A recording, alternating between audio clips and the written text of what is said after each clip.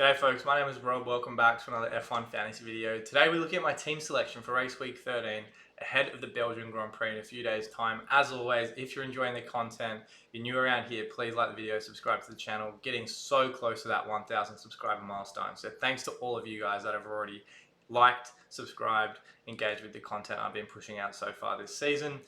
Before we jump into my team selection dilemmas, let's take a quick look at how things were in Hungary. 296 points, great weekend across the board. There are obviously things that could have been done better, but notwithstanding that, a pretty solid outing from the team, up to 8.6 in the world, lots of momentum heading into the mid-season break. But if we look at each driver and asset constructor, how they perform, Verstappen 92 points, DRS boost as always, just dominant again pretty much from start to finish. Started P2, ended up P1.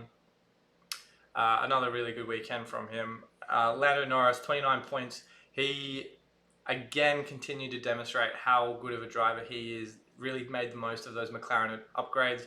So, great result for him. Finished P2. And I think, understandably, the McLarens should be on your radar if they're not already heading into Spa this coming week. Checo, 39 points, driver of the day, bunch of overtakes, bunch of positions gained. Really kind of finally bucked that trend of qualifying quite poorly. I think it was 5 in a row he'd failed to make it to Q3, so he started P9, a few of those overtakes, came away with driver of the day. Like a great fantasy performance from him, 39 points. So back firmly on the fantasy radar and is a mainstay in my team with that high points floor. If he qualifies well, in the box seat for a race win or certainly at least a podium with how strong that Red Bull is. If he qualifies poorly, he's got all of those positions gained and overtakes upside because of the car performance. So a lock in my team alongside Verstappen and the Red Bull constructor. Talking about Red Bull or ex-Red Bull assets in the case of Daniel Ricciardo, 2 points, brought him into my team because of the Nick de Vries situation the other week. Not obviously a great fantasy performance, but he did have a really good first week back in that AlphaTauri. Outdrove Tsunoda in qualifying on the Saturday, then continued to do the same. Monster stint on that medium tyre the last kind of 40 or so laps of the race. So great result from him. I think he's hopefully going to be putting himself in a position to compete for points as we move through the season. But look, 2 points, no DNF. Just happy Daniel's back on the grid. Oscar Piastri, 18 points, another really good performance from another Australian. Great to see the Australians thriving in F1. Top 5 finish for him. Look, 18 points is nothing small either. The upgrades are obviously working for him. He's demonstrated he's a great driver and looked really good off the line on Sunday, but not to be for him. I definitely think if he can continue this good form, a podium is certainly within reach for him. Red Bull, 95 points. Aston Martin, 21 points. Aston Martin certainly on the chopping block this week just because of how good that McLaren is looking at the moment. So we'll get into that in a minute, dissect what are the different options and strategies we can look at heading into Spa. So this is what my team looks like. $0 in the bank. I went double McLaren, went off the Alonso Stroll combination, had 3 trades in hand heading into Hungary. Now because of that extra transfer I've already used up, only down to 2 this week, as you can see on the right hand side here. I think for me, the approach is certainly going to be bringing the McLaren constructor. At the moment, it feels to me like I could be, or we could be as fantasy players, in a situation similar to last year where Max was too expensive for the template. Obviously didn't have the option of DRS boosting him last year, but too expensive for the template where we would use the constructor of Red Bull to cover his fantasy output. I'm certainly contemplating a similar approach at the moment with Lando Norris, only because cost cap constraints, for one, aren't going to allow me a quick and easy move from Aston Martin into McLaren. But secondly, because the McLaren constructor has also done really well in terms of pit stops and the like so far, certainly through the last few races. If we go over to f1fantasytools.com, I'm sure many of you engaged managers have already used this site in the past, but you can see here McLaren had the fastest pit stop in Austria and in Great Britain. They had the second fastest pit stop in Hungary, and had it not been for Red Bull's 1.9 second pit stop with Checo, they probably would have had 3 weeks in a row of the fastest pit stop. I'm really liking what I'm seeing from that. Obviously, shouldn't be the only factor you pile in on a constructor, but obviously a huge bonus if you're able to jump in on a constructor that manages to pocket 1 or 2 pit stops in a row. And you've seen Red Bull have weekends this season where they've had all 3 fastest pit stops. Obviously hasn't had quite the same form the last few races, and maybe McLaren's just needed a few races to get warmed up to their pit stops, but obviously a really good omen for them heading into Belgium. I definitely think that should be a factor in your thinking too, and is one of the reasons, along with covering Norris's output, the slightly dearer McLaren driver, as to why I'm leaning towards getting in the constructor at the expense of Norris himself. So if we go back to the team, this is obviously, as I mentioned, where I'm at the moment. One route potentially for me to get to this McLaren constructor would obviously be to ditch Lando. That would leave me with 11.6. Now, ideally, I would go from Lando into Fernando Alonso, and I know a lot of people had enough budget to get a build like this. I like Fernando, obviously hasn't been able to deliver the same results we saw earlier in the season, but I still think he's on the radar for points just about every single week, even though he might not be qualifying in and around the top 3, top 5, like we saw through the first half dozen races or so. So for me, obviously, to get to him, I'd need to downgrade someone else. As I've mentioned, the Red Bulls are just a no-go for me as far as moving them off for reasons mentioned. Ricciardo becomes probably the most logical scapegoat at the moment, and that's just because budget driver lottery is so unpredictable. I think he will certainly put himself in the position for points, but do I think he's got the potential for driver of the day? No, I don't. Not certainly after that first race, unless for whatever reason we see some races where he does stick it in and around the points. Mexico was a great example of that last year. Ricciardo had a couple of overtakes, finished P7, but didn't do anything spectacular. I think partly just because fans love him so much, very marketable, just a very intriguing and exciting driver to get behind, certainly at least from his personality. So if we do see a couple of drives like that where Ricciardo is kind of around P7, P8, P9, then I think driver of the day is certainly on the radar for him. Is it going to happen every week in that AlphaTauri? I'd say highly unlikely, but we can wait and hope. So that kind of leaves me with not a lot of money to play with, and the only driver that I'm essentially left with is Nico Hulkenberg. He had another underwhelming fantasy weekend. 0 points, I believe it was. He had 0 points in Silverstone. Hasn't really had any really great races with the exception of Australia. Just doesn't have that haul potential, and not that many budget drivers do, but they, at least in some cases like Joe Tsunoda, can kind of get you 6, 7, 8, 9 points most race weeks. Hulkenberg, because of what we know about that car, where he does really well on the Saturday and just loses positions because of the tyre degradation, the race pace of that Haas, just not a viable fantasy asset. I'm so surprised he's owned by a quarter of the players in the game.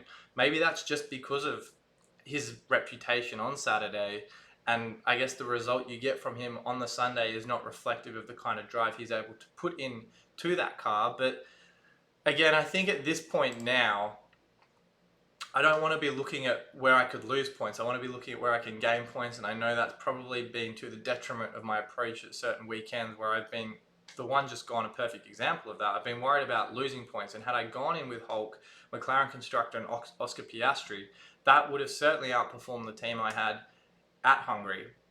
Obviously, I didn't go with that. Hindsight's a beautiful thing. But I think now, because of the points potential that the McLaren Constructor offers, I want to be chasing that over a Hulkenberg 0 or 1 pointer, and instead go for the 50 or 60 pointer that the McLaren has the potential for. Obviously, because it's covering Oscar and Lando at the same time, those fast pit stops. I just think that's almost must have at the moment, given that the Aston Martin's fallen by the wayside. And for reasons mentioned, Alonso at that price point, probably a great alternative if you can't quite stretch to Lando. So that's probably team number 1 for me at the moment. Team number 2, just checking my notes here because I do have a couple of different builds in mind, would be very much the same, but if you do want to go for Lando over Oscar, and again, unless you have the budget to stretch for all 3, which I don't think many of you watching this would, but if you do, sensational, then you get Lando in. That leaves you with 7.4. Now, a lot of drivers a few weeks ago kind of around that price point, Stroll being one of them, Oscar being another, Valtteri Bottas being another, all very viable options. I can't get to any of those. I really like Alex Albon. The reason being, certainly in that Williams we saw at Silverstone had a really good result. Obviously, the Williams car performance didn't quite translate at Hungary because of more of those turns. Straight line speed is obviously really good. 8 points is by no means bad. It's kind of funny actually, because I definitely thought the Williams drove a lot better at Silverstone, more of those straights that work in favor of that car.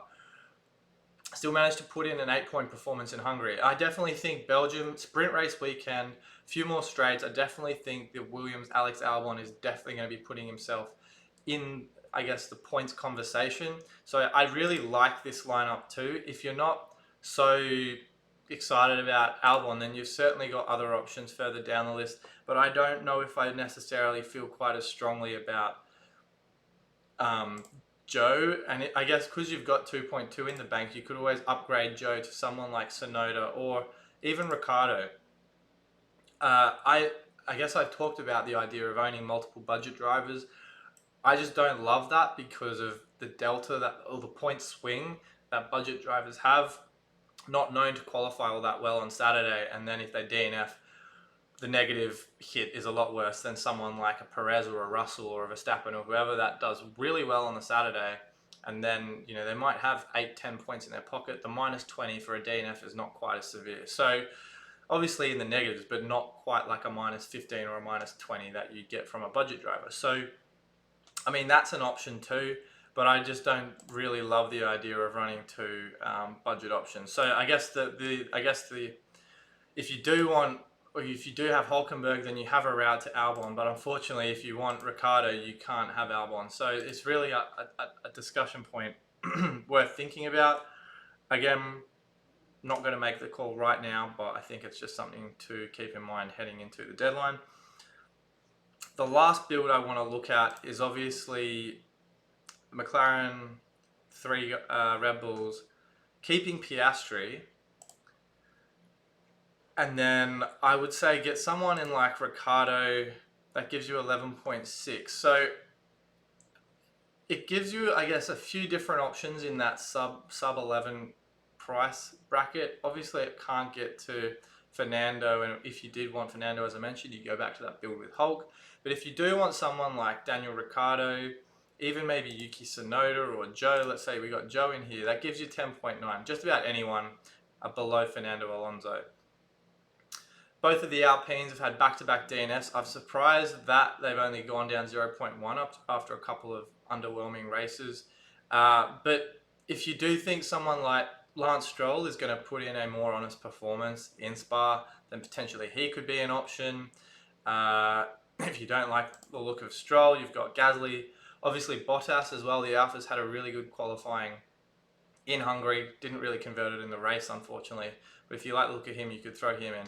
I think for me, of these, Stroll, even though he has underwhelmed a little bit of late in that car, is the most likely to consistently put it in and around the points. So if I went for someone like him, that would give you 1.8.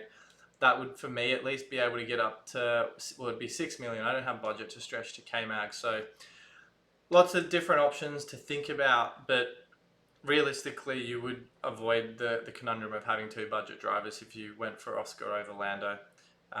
But anyway, that's kind of where my head's at the moment. Got a lot to think about, but I think the key takeaway for me is McLaren Constructor is absolutely the priority, just because of what we've seen from it so far, and covers the output that Lando has. I think last year was a great reflection of using Red Bull to cover Max's output too. So that's where, as I mentioned, my head's at. Lots to think about. The deadline is going to be Friday this week because it's a sprint race format.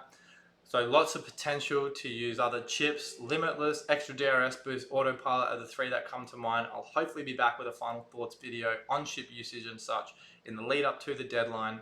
But that's obviously another key consideration to think about heading into Belgium. So as always, guys, thanks again for watching.